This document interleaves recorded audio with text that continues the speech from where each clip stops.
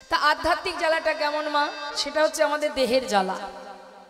কথাগুলো মন দেবেন।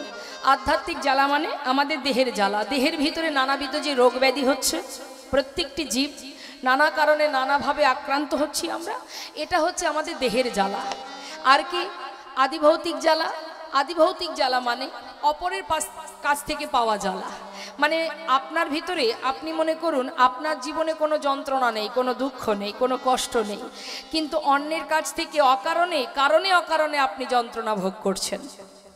অপরের কাছ থেকে পাওয়াকে জ্বালাকে বলা হয় যে আদি ভৌতিক জ্বালা। আর আদি দৈবিক জ্বালা প্রকৃতি থেকে পাওয়া জ্বালা।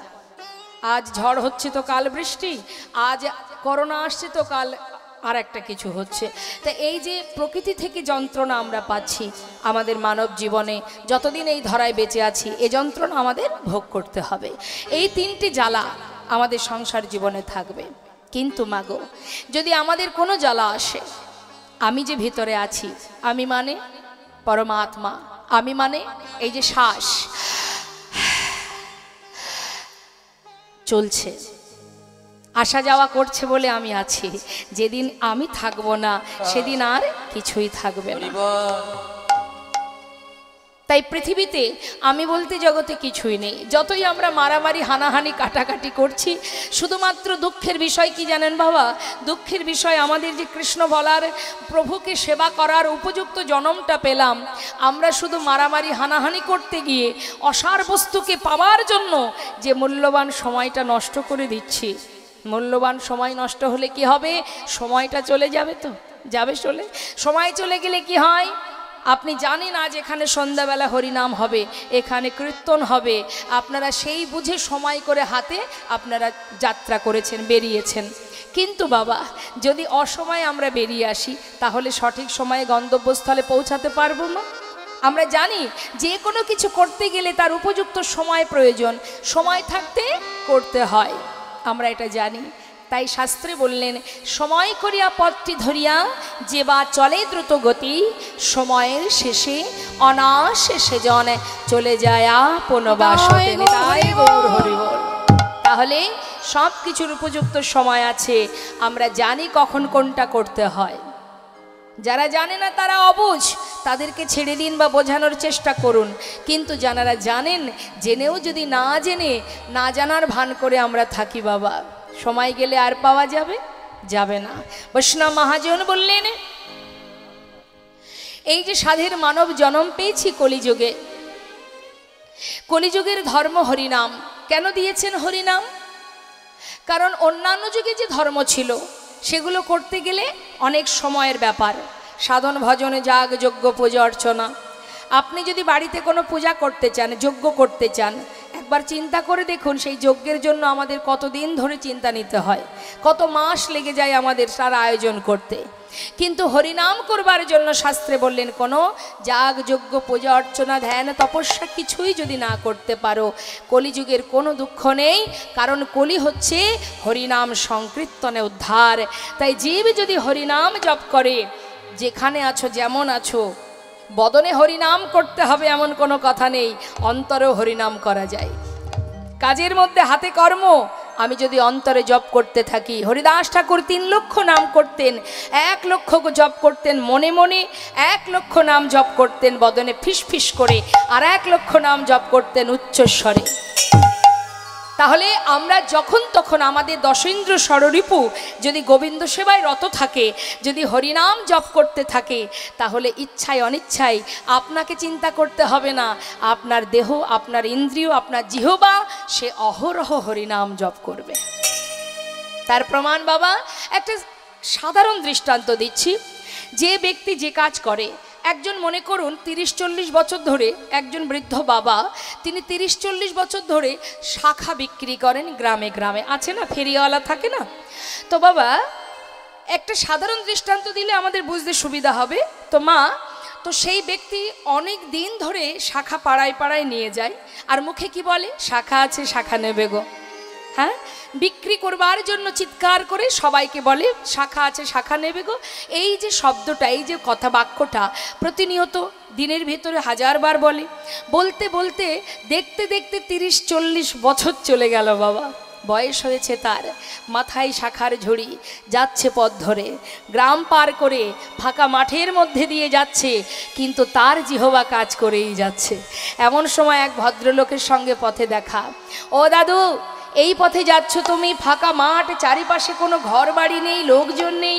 আরে বাবা, আগে গ্রামের মধ্যে যাও, তারপরে বলবে এখানে ফাঁকা মাঠে চিৎকার করছো, কে শুনছে তোমার কথা?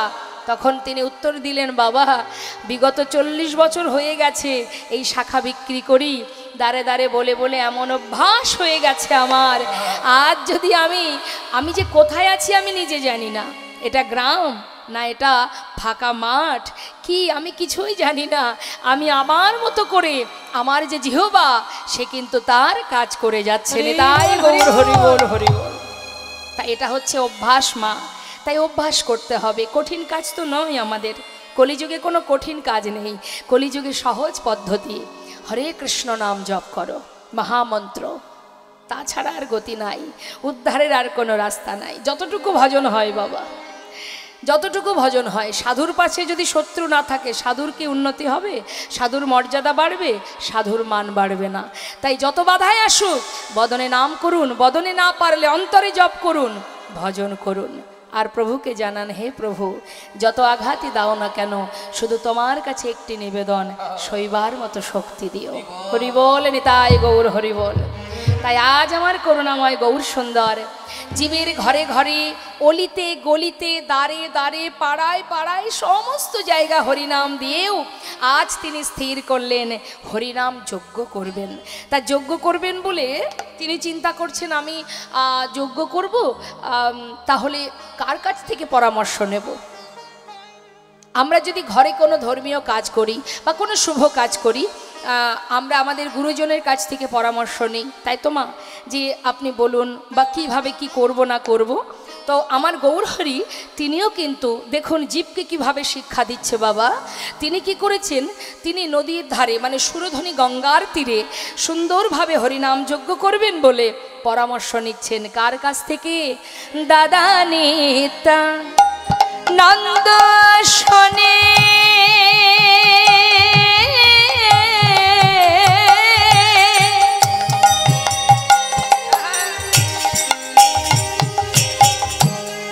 বিচারক রিয়া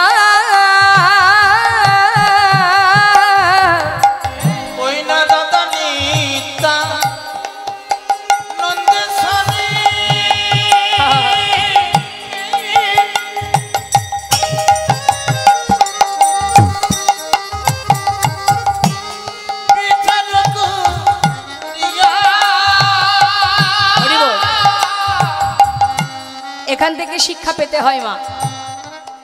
আমরা মনে করি আমি যেটা করব সেটাই ঠিক, আমি যেটা ভাববো সেটাই শ্রেষ্ঠ, আমি সব করব, আমার উপরে আর কেউ নাই। প্রভু কি জানেন না কিভাবে যজ্ঞ করতে হয়? কিন্তু জীবকে শিক্ষা দিলেন। নিতাই চাঁদের কৃপা ছাড়া, নিত্যানন্দ প্রভুর আদেশ ছাড়া গৌরহরি কিছুই করতেন না। দাদা বলে দাও, আহা দেখো পরামর্শ করিলা, পরামর্শ করিলা, অগ কি করিতে হবে দাদা, পরামর্শ করিলা, কি করিতে হবে দাদা, পরামর্শ করিলা। এবার নিমন্ত্রণের লাগে প্রভু শ্রীবাসে পাঠাইলা, দেখো নিমন্ত্রণের লাগে প্রভু ওই শ্রীবাসের পাঠাইলা। নিতাই চাঁদকে ডেকে বলছে, দাদা তুমি বলে দাও কি করব আমি, কি আমার কাজ? নিত্যানন্দ প্রভু সর্বত্রে সব কিছু শুনে বললেন, ভাই যদি যজ্ঞ করতে হয় সবার আগের কাজ হলো নবদ্বীপের যত সাধু গুরু বৈষ্ণব আছে সবাইকে নিমন্ত্রণ করতে হবে। হরিবল হরিবল।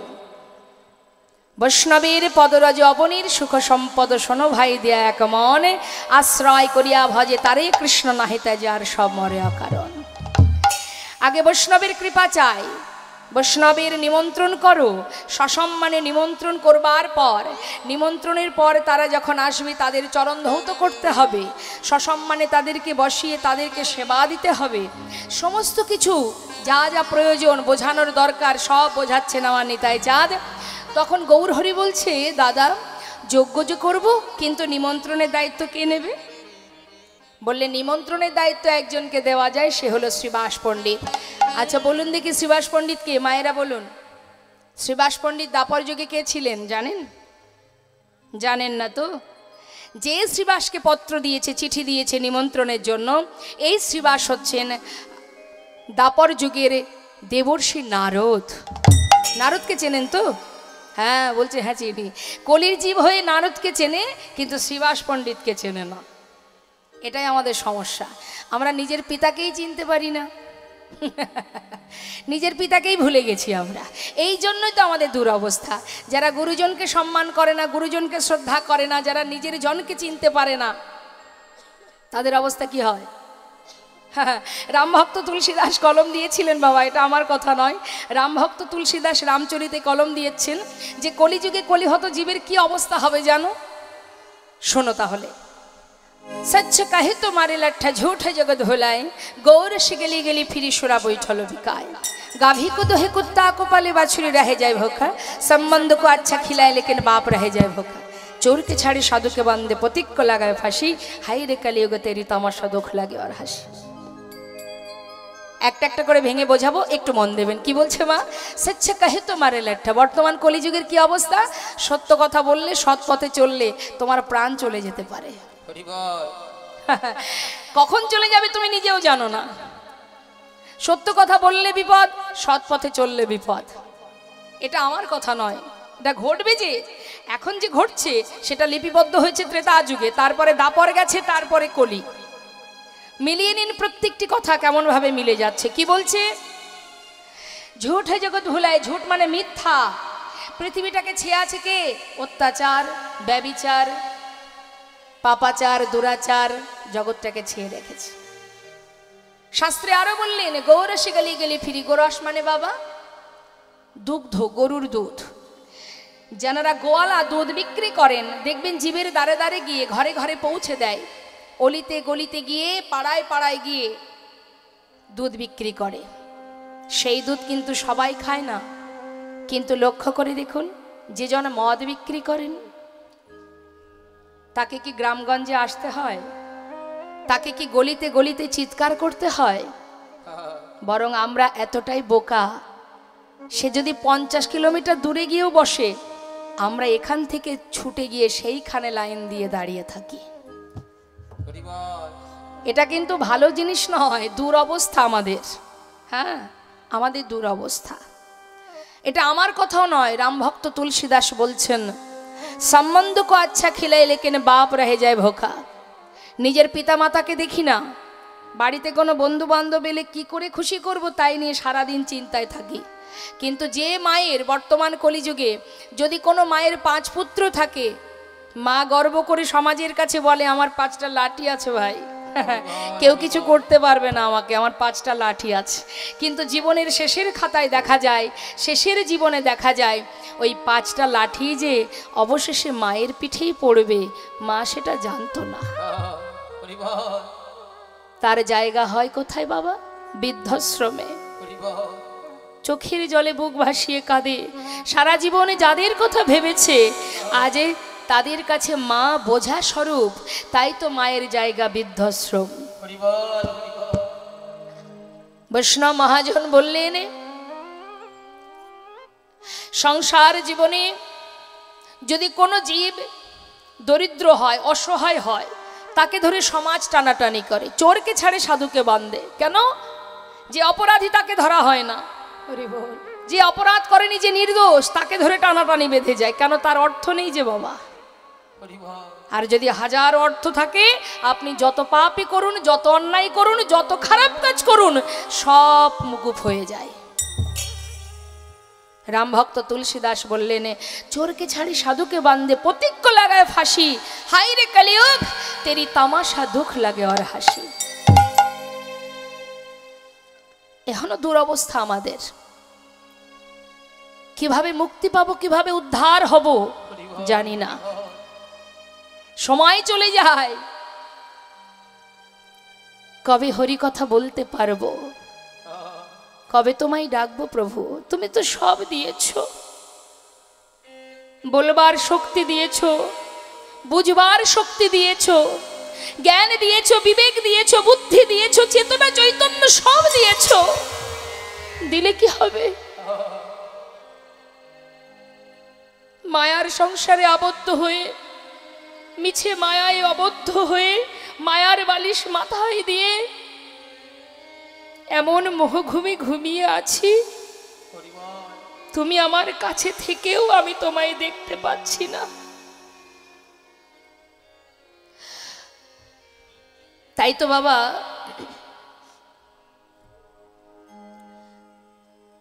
রজনীকান্ত সেনের একটি গান আমার মনে পড়ে গেল, একটুখানি ছোট করে গাই। রজনীকান্ত সেন তারই লেখাই গান, কি বলছে? আমি আকৃতি অধম বলে তো তুমি কাম করে মরে দাওনি। আমি আকৃতি অধম, আমি অধম, তবু তুমি আমায় কম করে দাওনি। আকৃতি অধম বলে তো কিছু কাম করে মরে দাওনি। যা দিয়েছ তারে অযোগ্য ভাবিয়া, তুমি যা দিয়েছ তারে অযোগ্য ভাবিয়া, কেড়েও তো কিছু নাওনি।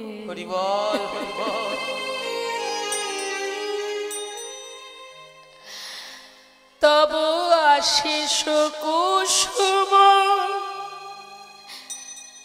ধরি নাই শিরে, পায়ে দোলে গেছি ফিরি নাই যে। তব আশিস কুসুম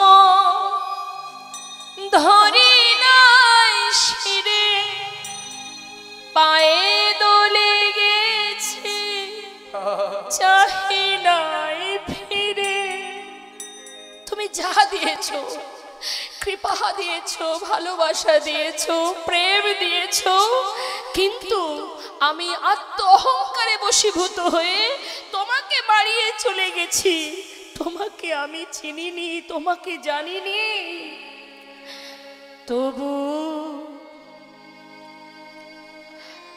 তব আশিস কুসুম ধরি নাই শিরে, পায়ে দোলে গেছি চাহি নাই ফিরে। হে করুণাময়,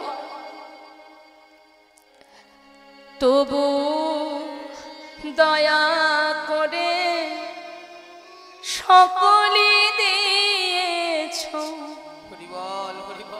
প্রতিদান, কিছু চাওনি। আমি অকৃতি অধম বলে তো তুমি কম করে মরে দাওনি। তুমি রাখিতে চাহ গো বাঁধনে আটিয়া, একবার নয় বারবার, বারবার তুমি চেয়েছো তোমার বুকে আমাকে আগলে ধরে রাখতে, কিন্তু আমি কি করেছি? তুমি রাখিতে চাহ গো বাঁধনে আটিয়া, শতবার যায় বাঁধন কাটিয়া ভাবে ছেড়ে গেছ, ফিরে যে দেখে হাজারবার তোমাকে অবজ্ঞা করেছি, অবহেলা করেছি। জীবনের শেষে গিয়ে ভাবলাম বোধহয় তুমি আমার পাশে আর নেই, কিন্তু কি দেখলাম এক পাও ছেড়ে যাওনি। বল আমি আকৃতি অধম বলে তো তুমি কম করে মরে দাওনি। নিতাই গৌর হরি হরি বল, হরি বল। কে আপন কে পর বুঝতে বুঝতে জীবনের গোনাদিন ফুরিয়ে গেল। করুণাময় বলে উঠলেন, জীব আমার সন্তান, তারা যদি ভুল করেও থাকে, আমি যে পিতা, সন্তান যদি অপরাধ করে, মাতা পিতা যেমন সন্তানের অপরাধকে গ্রহণ করেন না, আমি যে পিতা, সন্তান ভুল করতে পারে, আমি কি করে ভুল করব? দাদা দাদা হরিনাম দাও জীবের দ্বারে দ্বারে, যদি কেউ গ্রহণ না করে তার হাতে ধরে হরিনাম দাও, যদি তাতেও গ্রহণ না করে তার পায়ে ধরে হরিনাম দাও। নাম ছাড়া যে এদের গতি নাই, গতি নাই। মহাজন বললেন, দান ব্রত তপ তীর্থ ক্ষেত্রাদিনাঞ্ছা যায় স্থিতা, শক্তয় দেব মহাতং সর্ব পাপ হর শোভা, রাজস্ব মেধানং জ্ঞানাধ্যত্ব বস্তু ন আকৃষ্য হরিনাম স্থপিত শেষু নামেষু। অর্থাৎ দান করলে যে ফল পাওয়া যায়, ব্রত করলে যে ফল পাওয়া যায়, যাগযজ্ঞ করলে যে ফল পাওয়া যায়, ধ্যান তপস্যা করলে যে ফল পাওয়া যায়, আর জীব যদি হরিনাম মহামন্ত্র জপ করতে পারে, জগতের শুভ কাজে যত রকমের শুভ কাজ আছে, শুভ কাজে যে ফল অর্জন করা যায়, এক হরিনাম করলে জগতের সমস্ত রকমের শুভ ফল একসঙ্গে লাভ করা যায়। নিতাই গৌর হরিবোল, হরিবোল। তাই তো করুণাময় নিজে আচরণ করে জীবকে শিক্ষা দিচ্ছেন। নিমন্ত্রণের পত্র লিখে শ্রীবাস পণ্ডিত দেবর্ষি নারদ, যিনি কলিযুগে, তিনি হচ্ছেন শ্রীবাস পণ্ডিত। শ্রীবাস বলো প্রভু, শোনো, তুমি নিমন্ত্রণ করে এসো, সমস্ত নদীবাসী যত সাধু গুরু বৈষ্ণব আছে কাউকে বাদ দেবে না। আর নিমন্ত্রণের নিয়ম কি জানো? আপনারাই বলুন দেখি, আপনাদের কাছে শুনি। মাগো, নিমন্ত্রণের নিয়ম কি? আপনারাও তো বাড়িতে কোনো শুভ কাজ হলে নিমন্ত্রণ করেন সকলকে। কিভাবে নিমন্ত্রণ হয় বর্তমানে এখন বাবা? কিভাবে নিমন্ত্রণ হয়? এখনকার নিয়মটা কি হয়েছে? নিমন্ত্রণের সিস্টেম কি? ফোনে ফোনে ফোনে হয়ে যায় না? ফোনেই সব। হ্যাঁ রে ভাই, আমার বাড়িতে বৈষ্ণব সেবা হবে, আমার সময় নেই, তোরা সবাই মিলে তোদের 16 আনা নিমন্ত্রণ, তোরা চলে আসিস, তাই না? কিন্তু মা আগে কি তা ছিল? আগেকার নিয়ম ছিল কি? দেখবেন পত্র লিখে বাড়িতে পৌঁছে সেখানে গিয়ে মাথা নত করে গলবস্ত্রে পত্র দিয়ে নিমন্ত্রণ করতো, তাই না? আর গ্রামের মধ্যে, পাড়ার মধ্যে, এলাকার মধ্যে কি করতো? আমরাও দেখেছি ছোটবেলায় যে পানের উপরে সুপারি রেখে সবার কাছে গিয়ে গলবস্ত্র হয়ে পান সুপারি দিয়ে নিমন্ত্রণ করতে, এটা আমরা দেখেছি। তাই আজ দেখুন বাবা, কোথায় চলে গেছে আমাদের, কত পরিস্থিতি আমাদের কোথায় চলে গেছে। তো বলছে নিতাই চাঁদ, শ্রীবাস, নিমন্ত্রণের নিয়মগুলো জেনে নাও। আমাদের এই নিয়মগুলো, আমাদের এই আচার আচরণগুলো আমরা ভুলে গেছি বলেই আজ আমাদের এহেন অবস্থা। বলছে শোনো, পত্রখানি দেবে হাতে, চরণ ধুলি নেবে মাথে। নিতাই গৌর হরিবল, হরিবল, হরিবল। হাতে চরণ ধুলি নেবে মাথে, পত্রখানি দেবে হাতে, চরণ ধুলি নেবে মাথে। পত্রখানি দেবে হাতে, চরণ ধুলি নেবে মাথে। নামি যোগে সবাই যেন আসে, নামি যোগে সবে যেন আসে।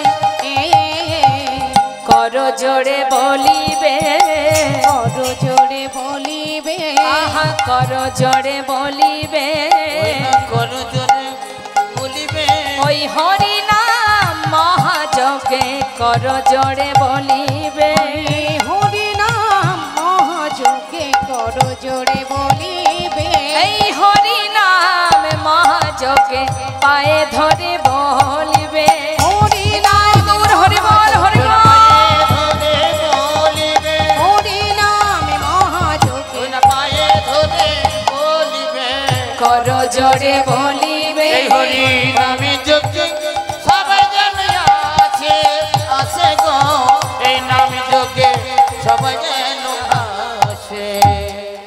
সঙ্গে সঙ্গে শ্রীবাস পণ্ডিত পত্রগুলো মাথায় নিয়ে মনের আনন্দে এবার যাচ্ছে নবদ্বীপের জীবের দ্বারে দ্বারে নিমন্ত্রণ করতে। মহাজন পদাবলিতে লিখছেন, ওই দেখো যাচ্ছে শ্রীবাস পণ্ডিত। শুনিয়া শ্রীবাস গেল নদিয়া নগরে, শুনিয়া শ্রীবাস গেল নদিয়া নগরে, শিবাস চলে যায়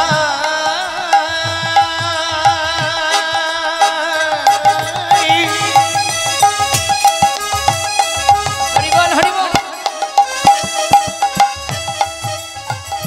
ওই না নদিয়ার পথে পথে হরি বল হরি বল হরি বল, ওই না নেমন্তনে পথ লইয়া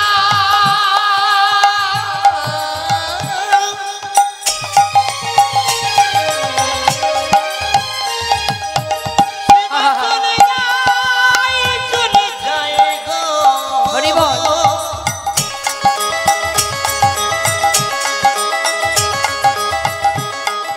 ওই দেখো নদিয়ার পথে পথে শিবাস চলে যায় গো। মনের আনন্দে সবাই যখন পত্র পেল আনন্দ ধরছে না।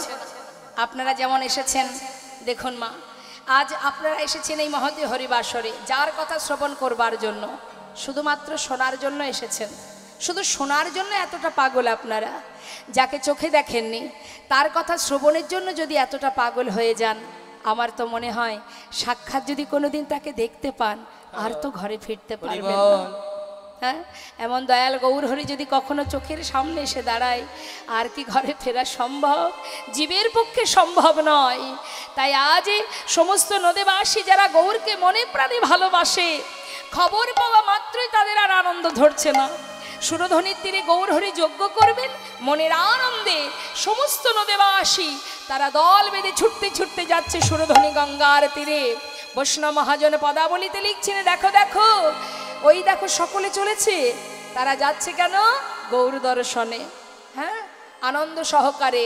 নিমন্ত্রণের পত্র পাইয়া আনন্দিত মন, নিমন্ত্রণের পত্র পাইয়া আনন্দিত মন, আহা নিমন্ত্রণের পত্র পাইয়া আনন্দিত মন, ওই না নেমন্তনের পত্র পাইয়া আনন্দিত মন, ওই না সুরধ্বনির তীরে আসি দিল দর্শন। তাই গৌর হরি বল হরি বল, তীরে আসে দিল দর্শন, তাদের আনন্দ আর ধরে না, তাদের আনন্দ আর তাদের আনন্দ আর ধরে না, আনন্দ ধরে না, ওই না গৌর বদন হেরবে বলে আনন্দ ধরে না, ওই গৌর বদন হেরবে বলে আনন্দ ধরে না, সুরধ্বনি তীরে আসি দিল দর্শন, আর সুরধ্বনির তীরে আসে দিল দর্শন, নয়ন ভরে গোরার সকলে হেরিল,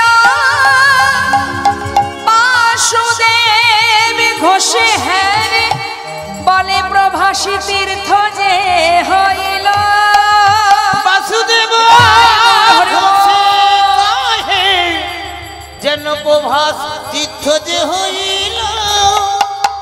যে মহাজনের পদাবলী দিয়ে গিয়ে আমরা গৌরীচন্দ্রিকা শ্রবণ করলাম। সেই বাসুদেব ঘোষ তিনি দর্শন করে বলছেন, সুরধনির তীরে দেখলে যেন মনে হচ্ছে যে এটা প্রভাস নদীর তীরে সেই অনাদি আদি গোবিন্দ যে যজ্ঞ করেছিলেন সেই যজ্ঞ তিনি দেখতে পাচ্ছেন। আসুন, এত সময় আমরা গৌরচন্দ্রিকায় ছিলাম, এবার চলে যাব আমরা লীলা কথায়। তো চলুন যাই সবাই মিলে। ঘুম আসছে? আচ্ছা, সামনে বসে কেউ ঘুমায়? যদি ঘুমই পাবে তাহলে তো পিছনে বসলেই হতো। জানেন তো যে আমরা এখানে আছি, দেখতে পেলেই ধরবে, কি দরকার। কত পরিশ্রম হয়েছে, পরপর কয়দিন ধরে এখানে এত কিছু অনুষ্ঠান হচ্ছে, কত ছোটাছুটি, কত পরিশ্রম করেছেন।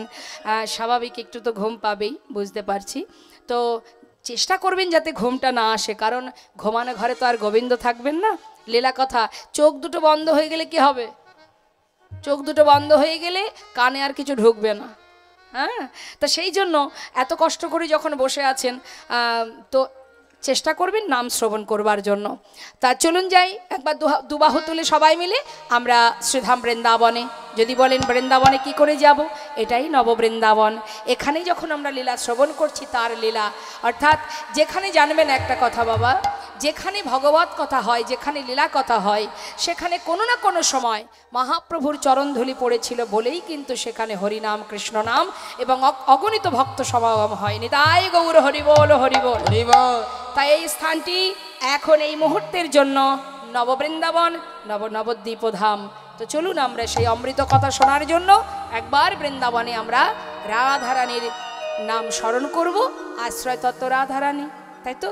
বিষয় পেতে গেলে আশ্রয় করতে হবে।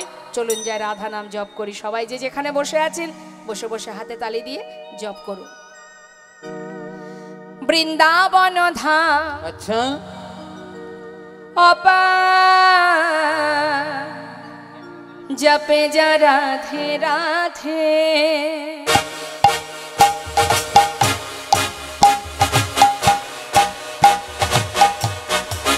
রাধে রাধে।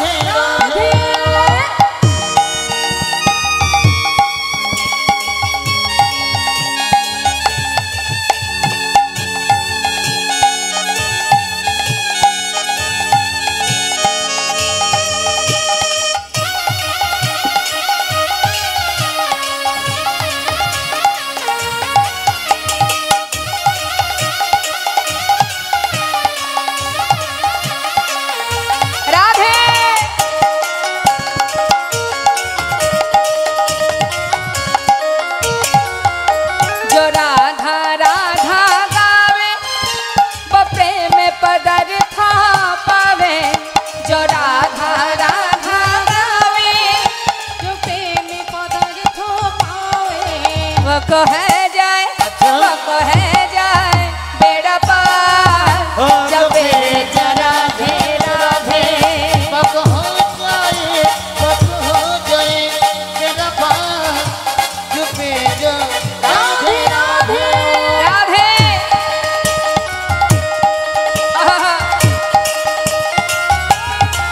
प्रेम से बोलिए राधा रानी की।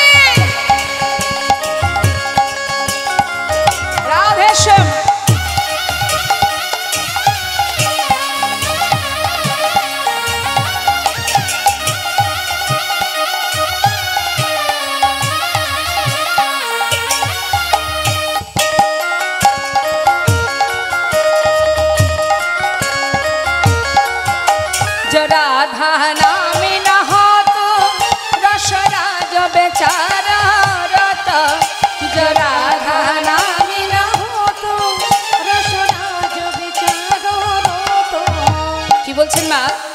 যদি বৃন্দাবনে রাধা নাম না থাকতো তাহলে গোবিন্দ থাকতেন না। নাহি হতো নাহি হতো কৃষ্ণ অবতার জপে যা রাধে রাধে। वक्त हो जाए मेरा पास चुपे जा राधे राधे। বৃন্দাবন ধাম অপার জপে যা রাধে রাধে।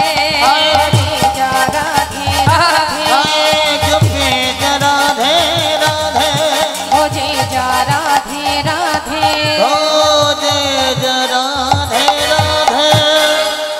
বলিয়ে রাধা রানী কি। जा এদিকে তো হাত ওঠেনি। नहीं মনে হয় হাত নেই হাত ছি নেই। ছি ছি ছি ছি, এটা কি সহ্য হয়? সামনে আমার মায়েরা বলছে আপনাদের নাকি হাত নেই। না, এটা ঠিক নয়, অবশ্যই হাত আছে। এবার তুলবে দেখুন তাহলে। হ্যাঁ বাবা, একবার হাতটা তুলতে হবে কিন্তু সবাই। ভাই সাইডে যারা আছেন প্রেম সে বলিয়ে রাধা রানী কি। জয়। এই তো কি আছে তো? হ্যাঁ, এই তো श्याम सुंदर की बांके बिहारी लाल की वृंदावन धाम की साधु गुरु वैष्णव की हरि कथा कृष्ण कथा की। বাহ, এই তো ঠিকঠাক যদি আমরা না ডাকি তিনি আসবেন? ডাকতে হবে, মাকে ডাকতে হবে। আচ্ছা ঠিক আছে, সব পরে হবে। তো মা, আমরা এসে পৌঁছালাম লীলা কথা শ্রবণের জন্য। আমরা একটু মন দেব কথার মধ্যে, একটু শান্ত হয়ে বসুন। সেই সাথে সাথে আরও একটা কথা বলবো আপনাদেরকে। এই সুন্দর হরিবাসর, এত বড় হরিবাসরের এত ভক্ত সমাগম, ভক্ত সেবা, মায়ের পূজা হচ্ছে, মায়ের সেবা, আর এই যে মন্দির নির্মাণ হচ্ছে, এর পিছনেও তো আমাদের অনেক সকলের যদি সহযোগিতা না থাকে, সকলের দান যদি না থাকে, সেটা তো সম্ভব নয়।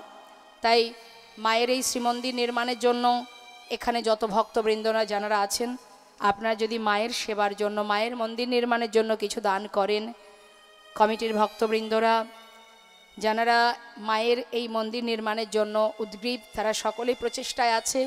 এবং ভক্তের আশীর্বাদ, ভক্তের কৃপা ছাড়া তারা কি করে এগোবে? সেই জন্য আপনাদের কাছে আমার কমিটির হয়ে অনুরোধ, আপনাদের কাছে ভক্তরা, আপনার যাবে কি কমিটির ভক্তগণ ভিক্ষার আঁচল পেতে আপনাদের দ্বারে দ্বারে আপনাদের কাছে কাছে পৌঁছাবে।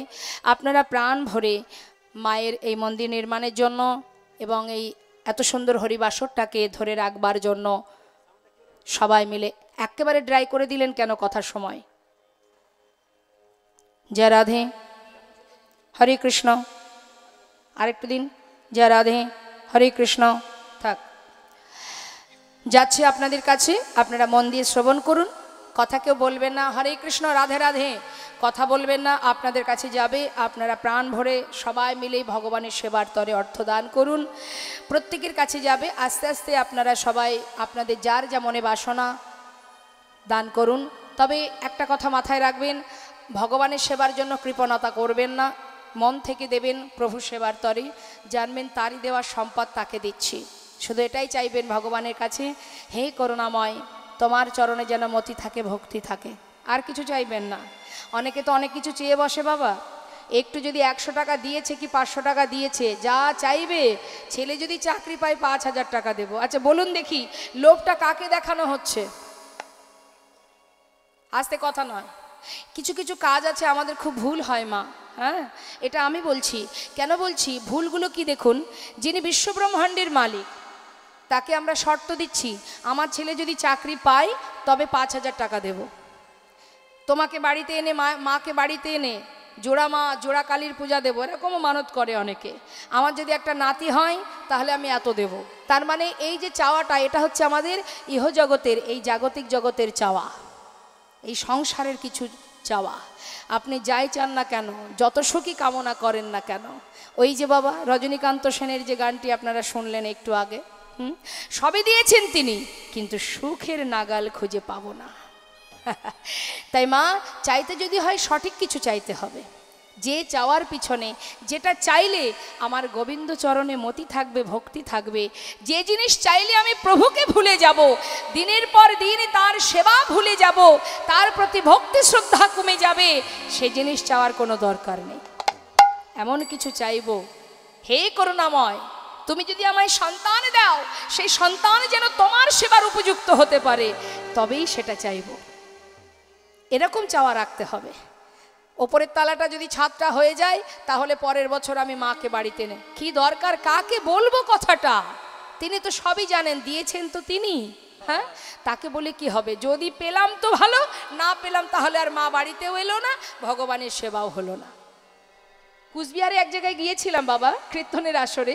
কমিটির ভক্তরা আমার কাছে গিয়ে বলছে, কি আর বলবো দিদি, দেখুন গ্রামের কাছে সবার কাছে দাঁড়ে দাঁড়ে গিয়ে যতটুকু চাঁদা চাইছি প্রেসক্রিপশন দেখিয়ে দিচ্ছে। মানে আমার যত ব্যাধি আছে তার জন্য এত টাকা আমার চলে যাচ্ছে, তাই আমি ভগবানকে দেব না। তাই গৌর হরি বল, তুমি যদি না দাও সেও তো তোমায় দেবে না, সে যদি না দেয় তুমি পাবে কোথায়? তোমার প্রেসক্রিপশন দেখাবে কি করে? প্রেসক্রিপশনটাই তো পাবে না।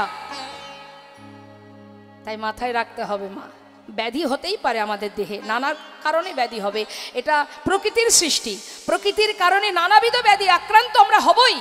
তার জন্য তো ভগবানকে দোষারোপ করে লাভ নেই, তার প্রতি আঙুল তুলে লাভ নেই। পেয়েছি মনুষ্যকুলে জনম, যতটুকু সময় দাঁড়িয়ে আছি এটাই আমার পরম পাওয়া। আজকে রাতটা পার হয়ে সকালে যে আমরা পৃথিবীর আলো দেখতে যদি পাই, জানবেন এটাই আমাদের পরম পাওয়া। তাই তার সঙ্গে কৃপণতা করে লাভ নেই। তাই সবাই দেবেন মুক্ত হস্তে ভগবত সেবার তরে প্রাণ ভরে দান করুন। হে প্রভু, তোমার দেয়া সম্পদ, তার থেকে আমার সামর্থ্য অনুযায়ী আমি তোমায় দিলাম, যেন তোমার সেবায় লাগেনি। তাই গৌর হরি বল, হরি বল। আজ আমরা জানবো বাবা, শ্রীধাম বৃন্দাবনে ভগবান কৃষ্ণ তিনি যজ্ঞ করেছিলেন দ্বারকায় নয়, কোথায় করেছিলেন? প্রভাস নদীর তীরে। প্রভাস নদীটা কোথায়? গুজরাটে। একটু মন দেবেন, গুজরাটে সৌমতীর্থ বলে একটি জায়গা আছে বাবা। সেই সৌমতীর্থে একটি দেবাদিদেব মহাদেবের বিগ্রহ সেবা হয়, যার নাম সোমনাথ। সেই নাম অনুসারেই জায়গাটির নাম সৌমতীর্থ। সেই সৌমতীর্থে একটি নদী আছে বাবা, যার নাম হচ্ছে প্রভাস নদী। ওই প্রভাস নদীর তীরেই কিন্তু গোবিন্দ যজ্ঞ করেছিলেন। তা প্রভাস নদী, তার তীরে কেন যজ্ঞ করলেন না? প্রভাস নদী অভিশপ্ত ছিলেন বাবা। কিভাবে অভিশপ্ত ছিলেন ছোট করে বলবো।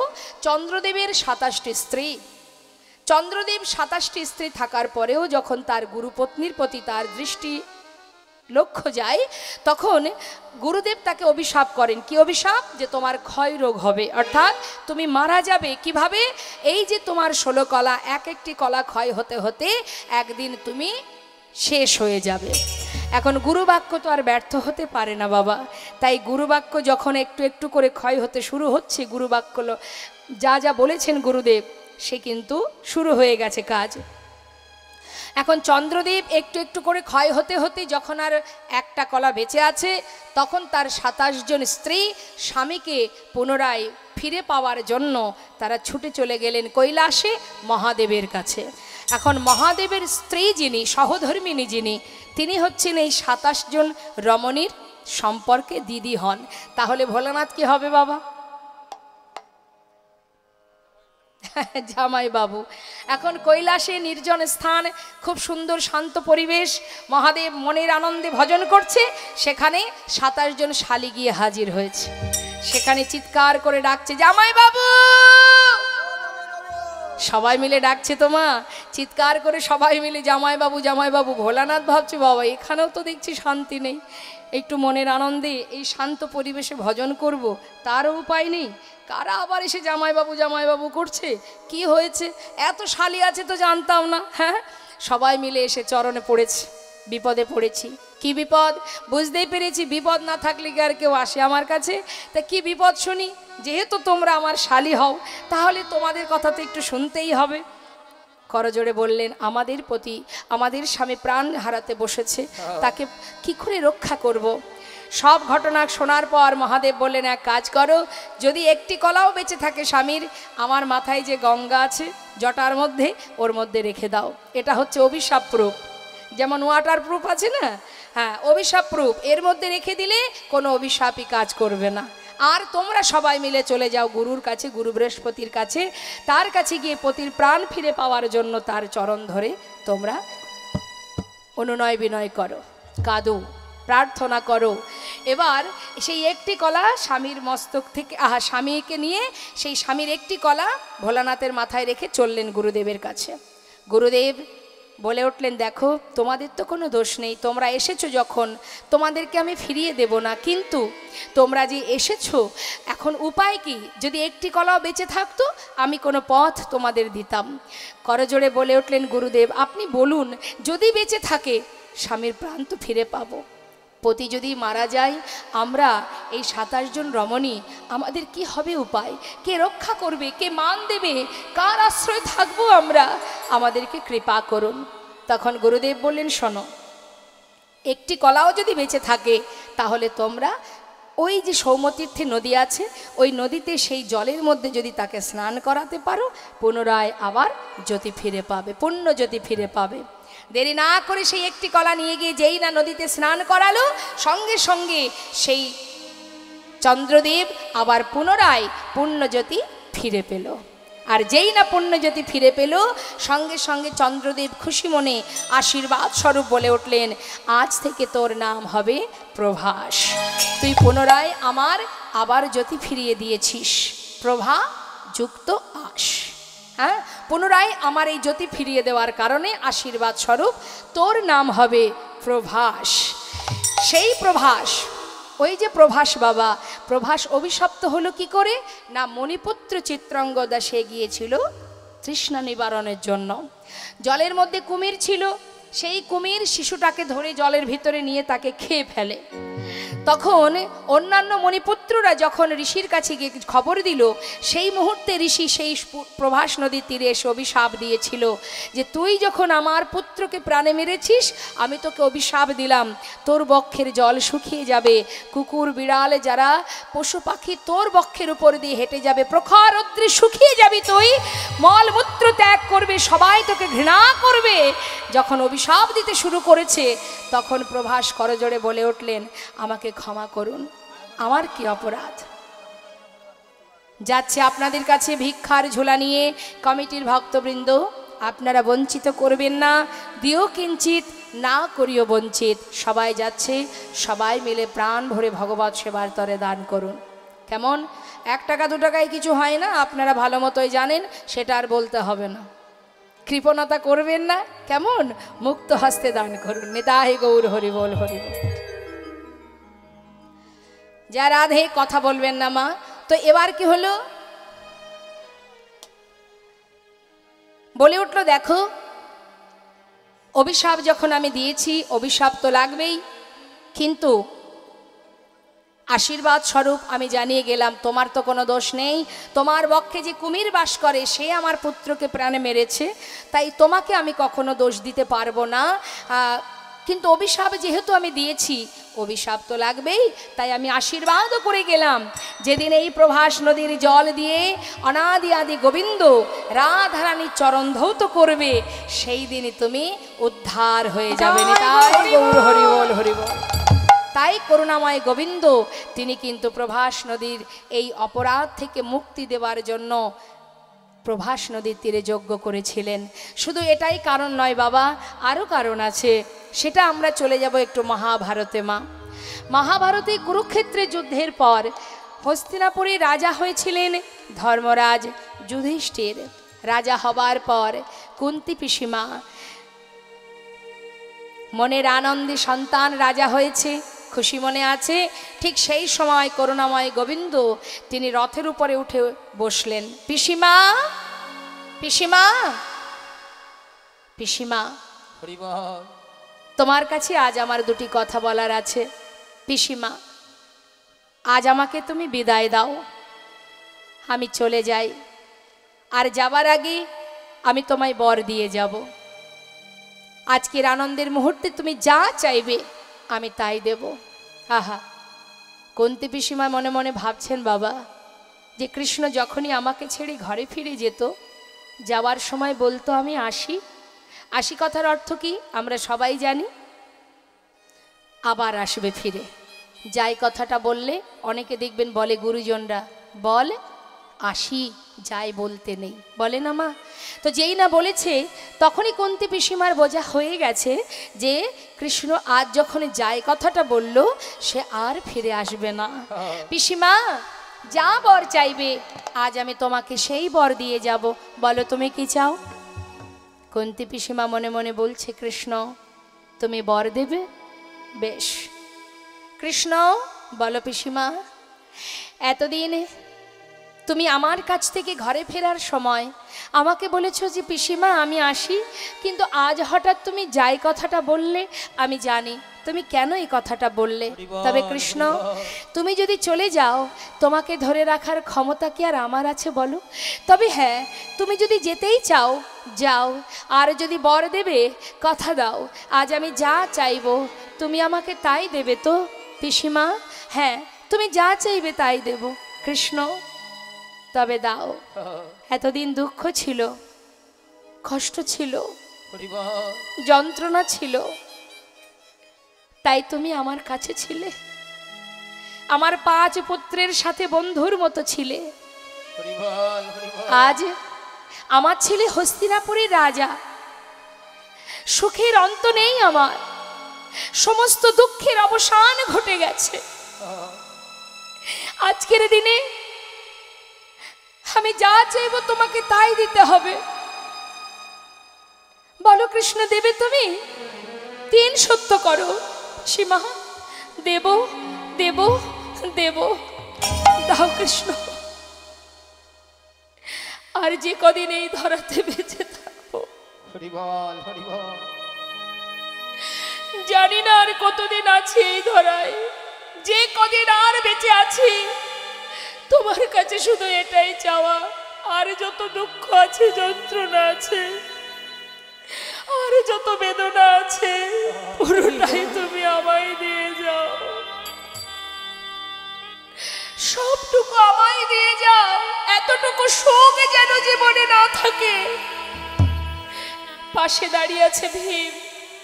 মা এত কষ্ট পেয়েও তোমার কি স্বাদ মেটেনি মা? মা তুমি আবার কেন দুঃখ চাইছো? সবেমাত্র দাদা রাজা হলো, সুখের নাগাল পেতে না পেতেই তুমি আবার দুঃখ চাইছো কেন? ভীম, দুঃখ ছিল বলে কৃষ্ণ আমাদের সঙ্গে ছিল। দেখ ওই সোনার সিংহাসনে পেয়েছে বলে কৃষ্ণ ছেড়ে চলে যাচ্ছে বাবা। যে কৃষ্ণ সকল দুঃখের সাথে ছিল, আজ সে যদি চলেই যায় এই সোনার সিংহাসন আমার কি বা প্রয়োজন? যে সিংহাসনে পেলে চিরতরে কৃষ্ণ হারা হতে হয় সে সিংহাসন আমি চাই না। আয় নেমে আয় যুধিষ্ঠির, যে সিংহাসনে বসলে কৃষ্ণ চলে যায় সে সিংহাসনে আমরা চাই না। যে কদিন আর বেঁচে থাকবো বনে বনে কাটাবো, হাজার দুঃখ নিয়ে বনেই কাটাবো, কিন্তু কৃষ্ণ ছাড়া সুখ চাই না। আহা, এত জীবনে কষ্ট পেয়েছে মা, তারপরেও দুঃখ চাইছে, একবার চিন্তা করুন। কিন্তু আমরা তো সর্বদাই সুখে কামনা করি, আমরা তো দুঃখ চাই না। দুঃখ হলে কাঁদি, দুঃখ হলে কষ্ট পাই, প্রভুর কাছে জানাই কেন তুমি এত দুঃখ দিচ্ছ? কিন্তু আজ কুন্তী পিসিমা হাজার দুঃখ পেয়েও বললেন সিংহাসন থেকে নেমে আয়, যে সিংহাসনে বসলে কৃষ্ণ হারা হতে হয় সে সিংহাসন আমি চাই না। ভগবান কৃষ্ণ ভক্তি দেখে, ভালোবাসা দেখে, তার প্রতি পিসিমার এতটা প্রেম দেখে রথ থেকে নেমে কুন্তী পিসিমার কাছে এসে বললেন, পিসিমা আমি তোমার ভালোবাসায় বাধা পড়ে গেলাম, কথা দিচ্ছি পিসিমা যখনই স্মরণ করবে আমি তোমার কাছে এসে ধরা দেব। ভগবান সবকিছু সইতে পারেন বাবা, কিন্তু ভক্তের চোখের জল সইতে পারে না। মা কুন্তি পিসিমাকে সান্ত্বনা দিয়ে গোবিন্দ আমার রথে উঠে চলে যাচ্ছে। কিছুটা পথে যাবার পর আর এক মা চিৎকার করে উঠলেন, মাধব, মাধব, মাধব একটু দাঁড়াও, একটা বার আমার পানে চেয়ে দেখো। দেখো মাধব, আমি কে চিনতে পারছো তুমি? ভালো করে চেয়ে দেখো, আমি সেই মা, এক নয় দুই নয়, শতপুত্র হারা জননী, আমি মাতা গান্ধারী, অভাগিনী, সন্তান হারা জননী আমি। চিনতে পারছো তুমি? মাধব, এ তুমি কি করলে? বংশে বাতি দেওয়ার একটা দীপও বাঁচিয়ে রাখলে না। এ তুমি কি করলে মাধব? তুমি আমার সন্তানকে প্রাণে মেরেছো। তুমি না চাইলেই যুদ্ধ হতো না। তুমি করেছো, তুমি সকলকে মেরেছো। আমি আজ তোমায় অভিশাপ দিলাম, যেমন তুমি কুরুবংশ ধ্বংস করেছো, তেমন তোমার যদুবংশ ধ্বংস হয়ে যাবে। একটা দ্বীপ বেঁচে থাকবে না, তোমারও মৃত্যু হবে। নিম্ন বৃক্ষের ডালে তুমি বসে থাকবে, মাছরাঙা পাখি ভেবে ব্যাদের হাতে তোমার মৃত্যু হবে। সকলে অবাক হয়ে মাতা গান্ধারীর কাছে গিয়ে জড়িয়ে ধরে মাকে বলছে, মা তুমি অভিশাপ ফিরিয়ে নাও। কাকে অভিশাপ দিচ্ছ তুমি? ভগবান কৃষ্ণ রথ থেকে নেমে এসে বললেন, শান্ত হও তোমরা, কেউ কিছু বলো না গো। দেখো, সে তো অপরাধ করেনি, ভুল কিছু বলেনি। কুরুক্ষেত্রের যুদ্ধে সকল মায়ের আশীর্বাদ যেমন আমি পেয়েছি, তেমন যে সকল মায়েরা আমাকে অভিশাপ দেবে, সেই অভিশাপও আমি মাথায় তুলে নেব। জয়ের আনন্দ যেমন আমি পেয়েছি, তেমন পরাজয়ের যন্ত্রণাগুলো আমি পেতে চাই। তাই হবে মা, তোমার কথাই রক্ষা হবে, তোমার বাক্যই সত্য হবে।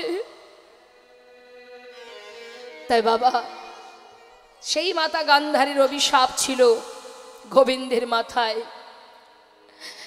এবং শুধু তাই নয় বাবা,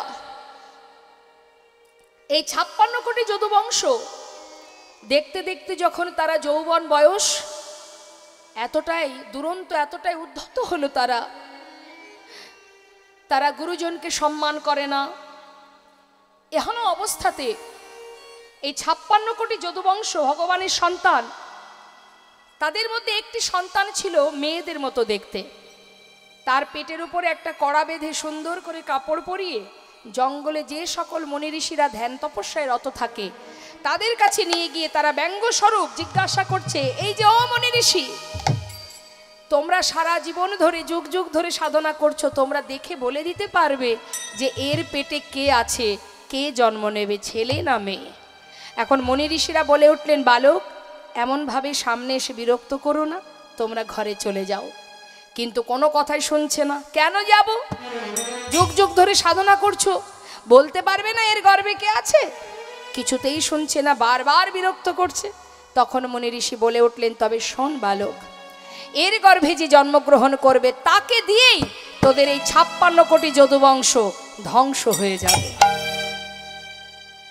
বলার কিছুদিনের মধ্যেই সেই যে কড়াটা পেটে বেঁধেছিল মা, সেটা ফাল হয়ে প্রসবিত হলো।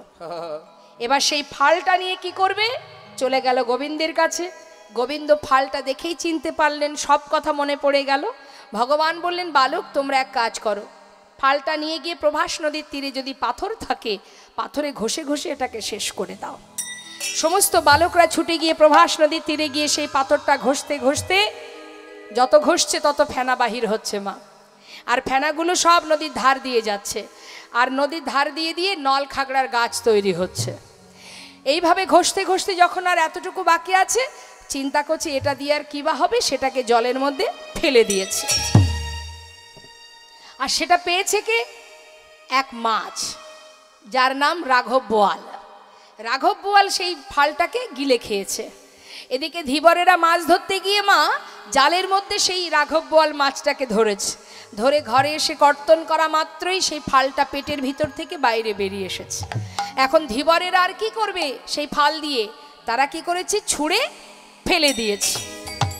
আর সেই যে ছোট ফালটা কুড়িয়ে পেয়েছে কে, জরা নামের এক ব্যাধ। হরিবল হরিবল। দেখুন বাবা, সব কিছু কিন্তু পরপর হয়ে আসছে। হ্যাঁ, সব কিছু বাবা ভগবানেরই কল্পনা, তারই সবই সৃষ্টি। কি করেছে না, ওই যে ফালটা জরা নামের ব্যাগ তার তীরের আগায় বেঁধে রেখেছে। কেন না, পাখি ধরতে আরো ভালো হবে। এই জরা নামের ব্যাগটিকে, ইনি হচ্ছেন বালিপুত্র অঙ্গদ। প্রভু রামচন্দ্রকে মা সীতার উদ্ধারের জন্য যেভাবে সহযোগিতা করেছিল অঙ্গদ, প্রভু খুশি হয়ে বলেছিল, অঙ্গদ তোমার সেবায় আমি সন্তুষ্ট, তুমি আজকে আমার কাছে বর চেয়ে নাও। অঙ্গদ বলেছিল, হে করুণাময়, জানি না আমার পিতাকে কে প্রাণে মেরেছে, বিনা যুদ্ধে পিছন থেকে তীর মেরে হত্যা করেছে।